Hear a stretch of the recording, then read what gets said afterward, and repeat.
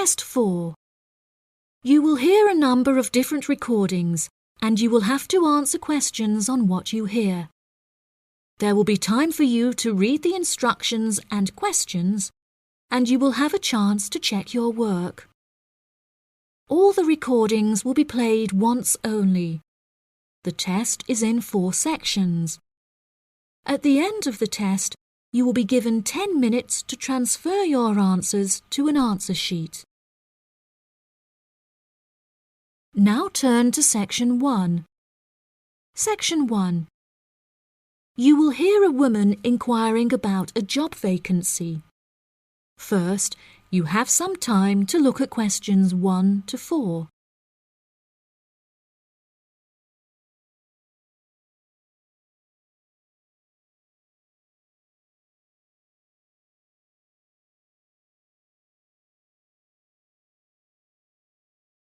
Now we shall begin. You should answer the questions as you listen, because you will not hear the recording a second time. Listen carefully and answer questions 1 to 4. Hi there. Welcome to the Job Centre. How can I help? Good morning. I'm here to inquire as to whether you have any jobs available at the moment. Yes, we have several available. What kind of job is it that you're looking for? Well, I'll take any part-time jobs I can get. I'm really strapped for cash at the moment. OK. Bear with me while I have a browse on our system. Here we are. We have 3 vacancies at the moment, all involving quite different roles. That sounds promising. What are they? The first one is for a post as a receptionist. It says here that experience in reception or general administration is preferred, but not essential. Have you worked on a reception desk previously? No, I haven't. I had a baby quite young, and so I have very little work experience. Could you tell me a few more details? Yes, of course. The job will be to mainly provide quality customer service, both over the phone and in person. When customers are waiting, you will be expected to provide them with refreshments and ensure they have a first-rate experience. I think I could manage that, and I'm a very friendly person. That's great. Do you have any information about the hours involved? It says here that you will be expected to work several early mornings, 4 days a week. Any other requirements? Yeah, you'll have to go through a couple of weeks of unpaid training before qualifying for the post. I don't know if I would be able to fully commit to that. Did you say it's 4 days per week? Yeah, it says here 4 days a week, with another day off per week when requested in advance. It also explicitly states that at least one of your working days must fall on a weekend. I'll have to think about that and talk to my babysitter. Before you hear the rest of the conversation, you have some time to look at questions 5 to 10.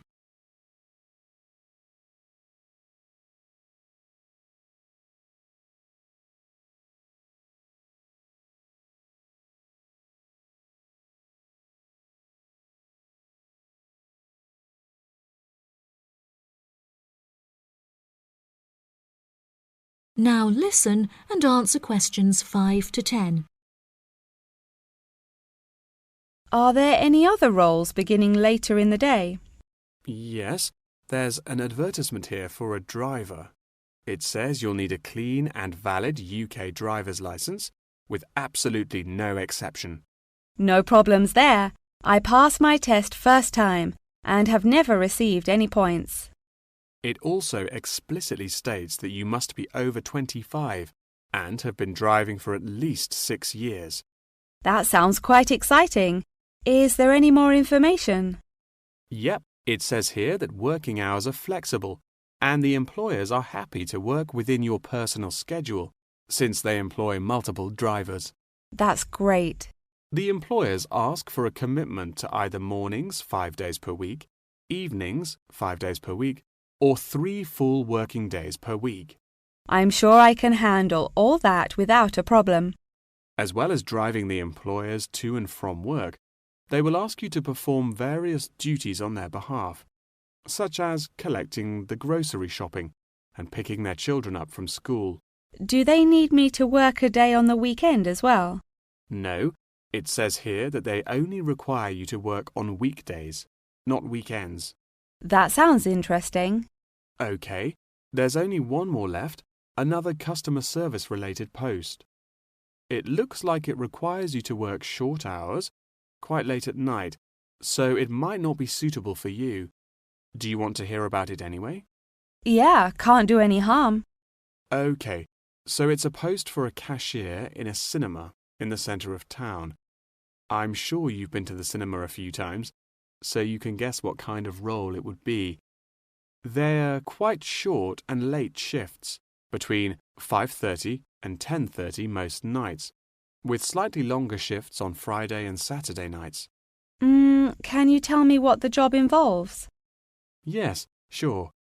It says that you'll be required to sell and dispense tickets and provide refreshments. Also, they ask that you be quick on the computers, since you'll also need to take bookings over the phone, but you'll receive basic training for that. Do they need me to work weekdays as well? Well, it says here that if you request at least a fortnight in advance, they will grant you a day off on Mondays, but never on a weekend. I'll think it over and let you know later. Thanks for all your help. That is the end of section 1. You now have half a minute to check your answers.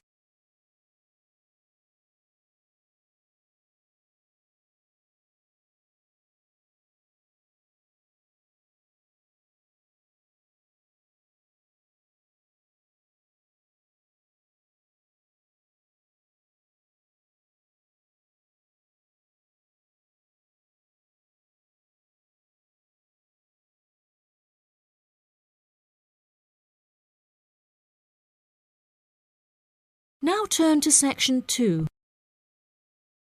Section 2. You will hear a representative from an organisation called Connection giving a talk about a homestay organisation. First, you have some time to look at questions 11 to 14.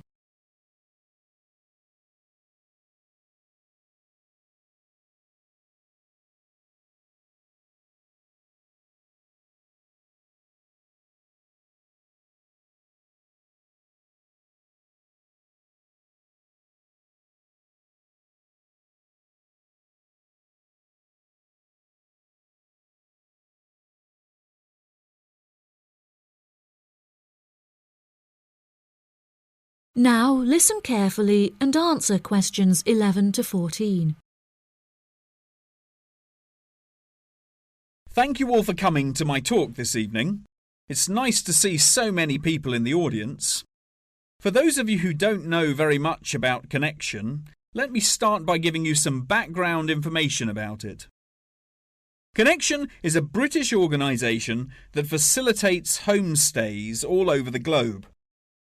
This organisation prides itself on matching tens of thousands of host families with guests every single year, allowing travellers to discover a country's culture in a way like no other. Homestays are ideal for both travellers and homeowners, enabling intercultural exchanges and the development of lifelong friendships while providing travellers with often discounted accommodation costs and host families with a steady income from the comfort of their own homes. The homestay experience is particularly popular with university exchange students looking for a more genuine insight into their country of choice and an unrivaled opportunity to develop their language skills. The homestay experience is truly unique and once in a lifetime, and one that you will likely remember for the rest of your lives. It is important to note, however, that some people will find it difficult to adapt to the new country, with many enduring what is known as culture shock. Connection's advice for those suffering from culture shock is to go out and make as many friends as possible, no matter how difficult you may find it. friends are guaranteed to help you feel more integrated as part of the local society and show you some great places to hang out. At first, it might seem extremely challenging to overcome the language barrier between you and your host family. However, you will find that you quickly overcome this and develop a very close and almost familial relationship. Many of our travellers have suggested that they have found discussing their hobbies and other interests with their host families is the best way to overcome any barriers, since you are more likely to find something you share in common. For example, you might find that you are both passionate about football and end up playing in the local field every week. One of our guests undertaking a homestay in a rural area of the UK told us that she and her host now take a Tai Chi class together upon a hilltop at sunrise, calling the experience absolutely breathtaking.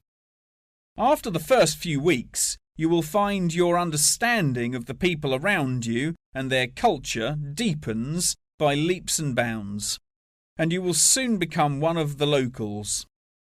Our hosts in over 140 countries turn a location into a culture, time into experience, and strangers into friends. Before you hear the rest of the talk, you have some time to look at questions 15 to 20.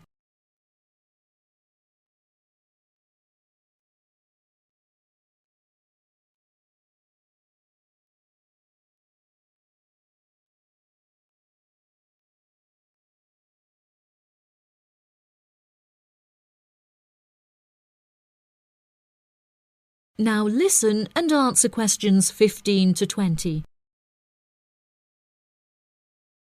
So how can you find out about applying for a homestay? The best way would be to visit Connection's website, www.connection.com, and contact one of their friendly advisors for more information. Once you have confirmed your interest in the service, we would strongly advise that you remain in close contact with the registration office, which will send you several emails keeping you up to date with potential matches in your country of choice. Once registered, Connection will require you to send various documents and will act as an intermediary between you and the host family prior to final confirmation and payment. During this stage, Connection will ask you to provide 2 photos, one for the host family and the other for our own records. Please ensure that you sign the back of each photo. Due to the nature of the service Connection provides, security is an absolute must, and they will ask you to send in photocopies of your passport, birth certificate, and a bank statement as confirmation of your identity. On receipt of these documents, the official process will begin and your bank account will be debited for the initial deposit of £200. If you haven't received any acknowledgement confirming receipt of these documents from us within 7 working days, please contact the main office. As I mentioned before, due to the nature of the organisation, Connection operates a meticulous screening process, and all applicants will undergo an interview in our head office in London, with exceptions made in extreme circumstances. After your interview, it may take us several weeks to carry out the decision process, so please be patient with us. If you would like a fast-track service, please indicate this on your application, and we will notify you of the additional charges. Finally, once we have come to a result about your application, you will receive a decision in the post. If you do not receive an offer of placement, we will refund your deposit within 7 working days. That is the end of section 2. You now have half a minute to check your answers.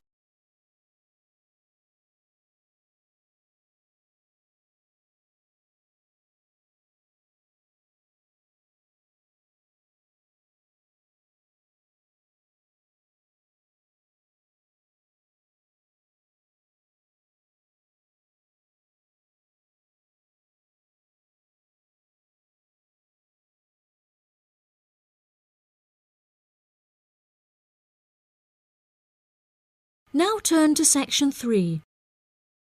Section 3.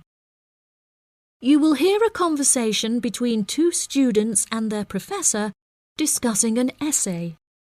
First, you have some time to look at questions 21 to 26.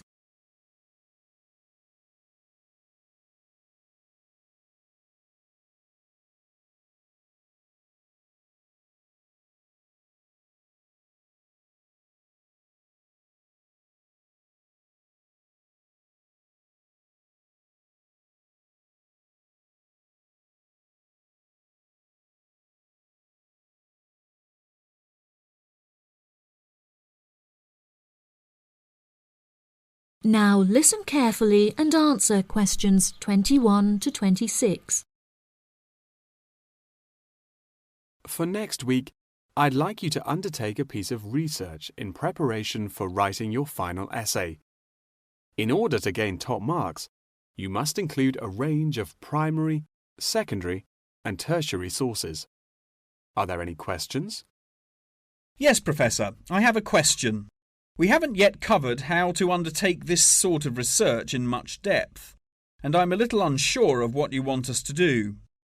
In telling us to include primary sources, do you mean you want us to design and distribute a questionnaire, analysing the results?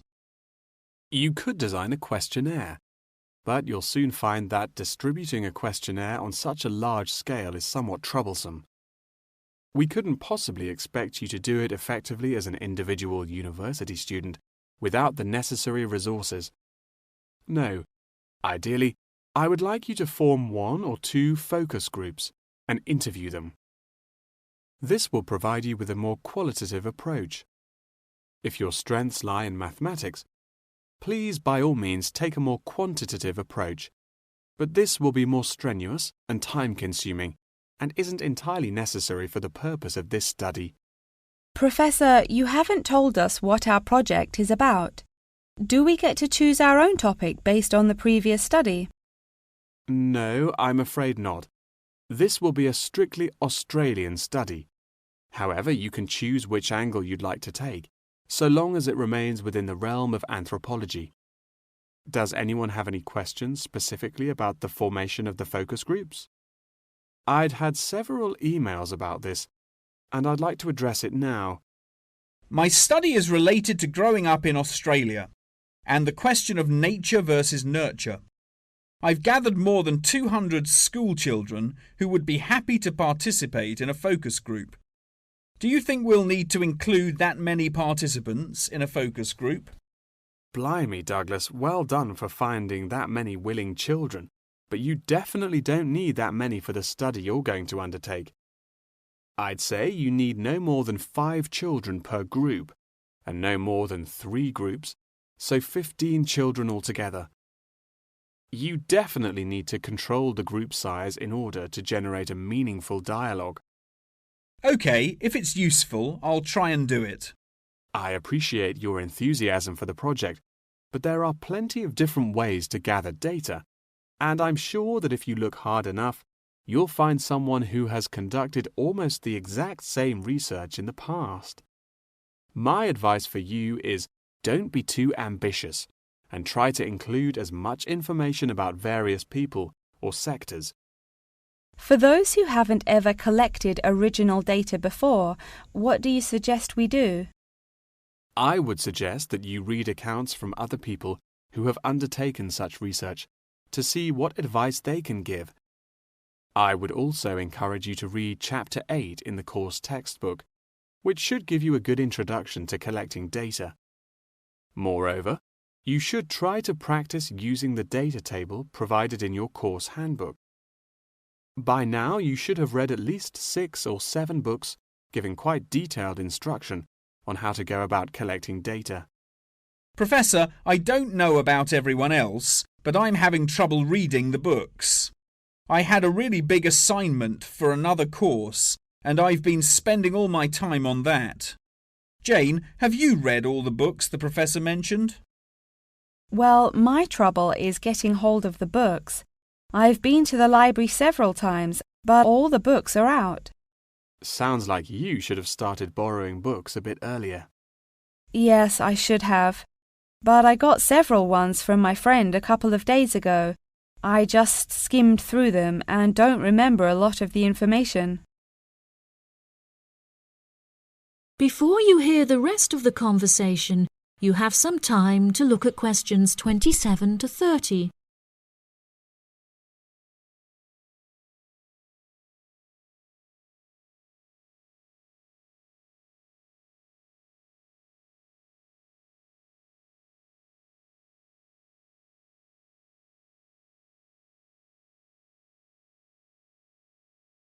Now listen and answer questions 27 to 30. But now let's look at these things. We'll need to start thinking about which ones we'll definitely want to do for the project. OK, the first one here is the final report. If you like, we can work together on the research and data collection side of the project and doing the final write-up. Cool, that sounds good. I'm not sure how much I'd be able to contribute considering I haven't had a chance to read the course material, but I should be able to prepare some sheets and a list of questions that can be used during the focus group sessions. That sounds appropriate. I think so too. Do you think we'll need to write a letter to send to the participants, telling them the time and place for the interviews? Positive. I can take care of that. Well, that's great. I should also include a document for them to sign saying that they're happy to be voice recorded.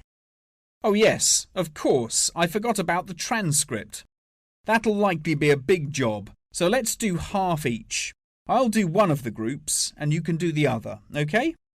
Sounds like a plan. That is the end of section 3. You now have half a minute to check your answers.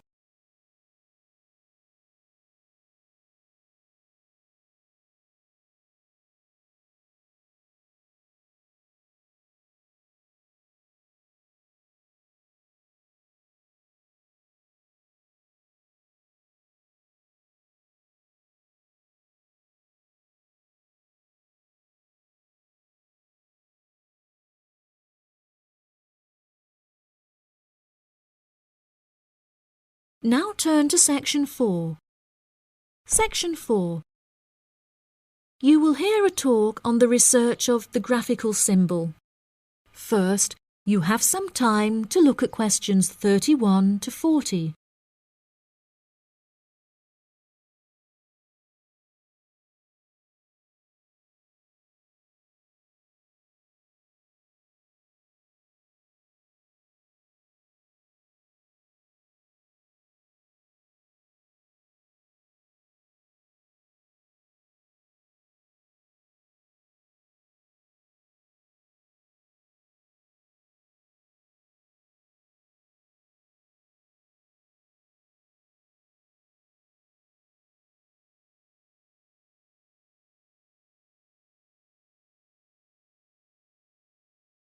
Now listen carefully and answer questions 31 to 40. Good morning, everyone. Today I'm going to talk about the graphical symbol. A graphic symbol is a written symbol that is used to represent speech, such as those used in the Greek alphabet. The term graphic symbol encompasses anything from the logographs used in Egyptian hieroglyphic writing to ancient Chinese pictograms. Early symbols were based on pictographs and ideograms before they were developed into logographic writing systems. These systems are still in use in some non-literate cultures in Africa, the Americas, and Oceania. Indeed, elements of pictography are still found in modern Chinese characters, and it is often an interesting exercise to trace the origins of some Chinese characters. Pictographs remain in common commercial use today as signs, instructions, or statistical diagrams. Road signs and public toilet signs, and even flat pack assembly instructions utilizing pictures, are considered pictographic. Ancient graphic writing systems provide researchers with a wealth of knowledge about past civilizations. In 1799, one of the most important historical discoveries was made by accident when members of Napoleon's expedition to Egypt found a stone in Rosetta that exhibited 3 different scripts. The stone, now known as the Rosetta Stone, was studied in significant depth by scholars and was first deciphered by Frenchman Jean-François Champollion in 1822. He was able to correctly determine the phonetic values of the symbols, and later research has confirmed his findings. In many of these symbols, lines are used to portray a multitude of meanings, and knowledge and understanding of these lines holds the key to comprehension of graphic writing systems. A key moment in the history of communication was the invention of the camera obscura, or camera. Although the concept can be traced back to the 5th century BC Chinese philosopher Mo Ti, the first photographic image was ultimately created in 1826 by Joseph Nicéphore Nicéph. Photography, as it was later known, enables researchers to piece together and better understand history. Today, photography forms a huge part of everyday life, and most publications contain a vast number of photographs. Photography is used in advertising and is now becoming a way to increase awareness of existing world issues. For example, animal welfare charities are increasingly using photography to advertise animals that are at high risk of endangerment. Charity workers are sometimes flown to far-flung locations to document the suffering endured by high-risk animals in an attempt to raise human awareness of their consumption activities and how they impact others. One recent high-profile campaign was undertaken by attaching a camera to the foot of a bird in order to obtain photographs of the animals in their natural habitats and understand how often they come into contact with human waste. A soon-to-be-released documentary about the suffering of animals on Midway Island shows the full extent to which human consumption is harming animals thousands of miles away from us.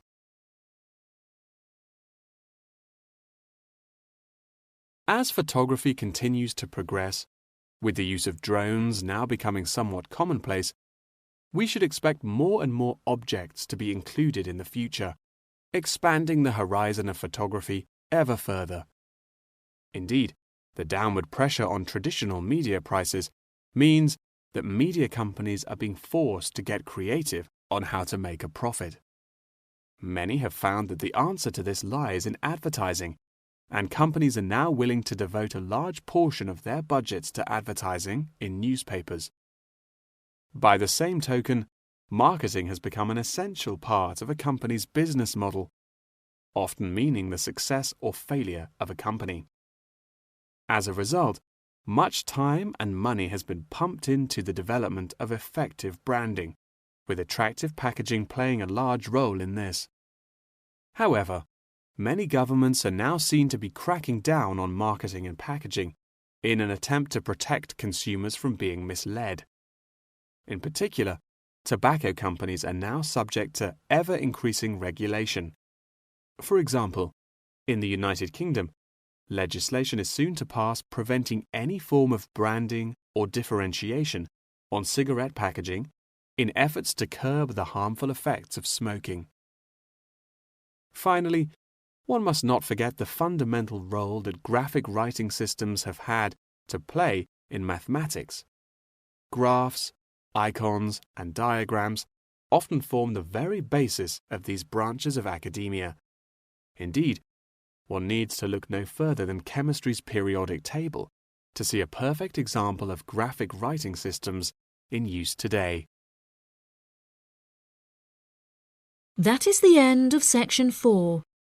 You now have half a minute to check your answers.